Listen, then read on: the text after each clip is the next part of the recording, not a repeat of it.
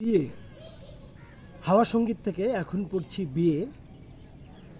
সকল অবিবাহিত পুরুষদেরকে উৎসর্গ করে এই কবিতাটা আমার হাওয়া সঙ্গীতের চতুর্থ কবিতা। আমি এখন আছি দিনাজপুর জেলার হাকিমপুর উপজেলার হিলি স্থলবন্দরে রেল স্টেশনে বসে আমি পড়ছি বিয়ে। এই শ্রাবণে তার বিয়ে হওয়া দরকার। রৌদ্র যখন ভেদ করে পৌঁছে যায় মাটির 3 ফুট নিচে, আকাশ যখন পরিষ্কার সাদা মেঘগুলোর সাথে চড়ুই বাঁধি খেলে, তেমন কোনো দিনে ইমাম সাহেবের পড়া উচিত বিয়ের খুতবা। শ্রাবণের সকাল পেরিয়ে ভাদ্র আসার আগেই বিয়েটা হওয়া দরকার। একা ছেলের কাটে না সময়, মেহগনি গাছের দীর্ঘ ছায়ার মতন পড়ে থাকে তার মন। নিতান্ত একা কেটে গেছে 36টা বছর, কেউ ডাকেনি তারে বসন্তের হাওয়ায়। গেল আষাঢ়ে নানান গ্রাম ঘুরে মিলে নাই পীড়িতের বউ। বিচ্ছেদে বিরহে এই শ্রাবণেই তার গায়ে দেওয়া উচিত কাঁচা হলুদ। ইসাকার মতন একটা আচকান পড়ে ছেলে উঠবে নৌকায়, খুব দূরে নয়।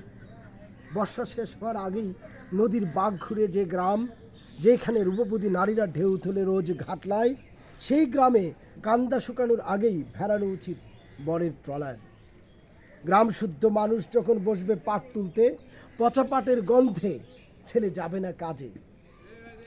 নানান অজুহাতে ঘুরবে ফিরবে সে, ঘরে পিছনের কোঠায় বউয়েরা আঁচলে গুজে দিবে ঠোঁট, শরীর গুলাবে, দুইজনে আলাপে বিস্তারে বসাবে পীড়িতের বাসর। এই শ্রাবণেই তার বিয়ে হওয়া উচিত। একান্ত ব্যক্তিগত বিকেল, বাড়তি বয়স সব ফেলে দিয়ে বাজানো উচিত বিয়ের সানায়। অনেক বছর পর কাটানো যাবে আনন্দের দিন। বিদ্যুৎ না থাকলেও মায়েরা গাইবে গীত, লাঠি খেলা, রং মাখামাখি চলবে 4 বাড়ি জুড়ে।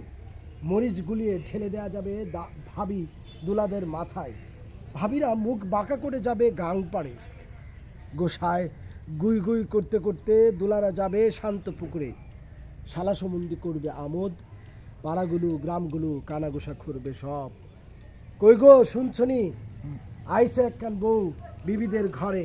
চিতল মাছের মতো চোখ তার, কাঁচা হলুদের মতন রূপ।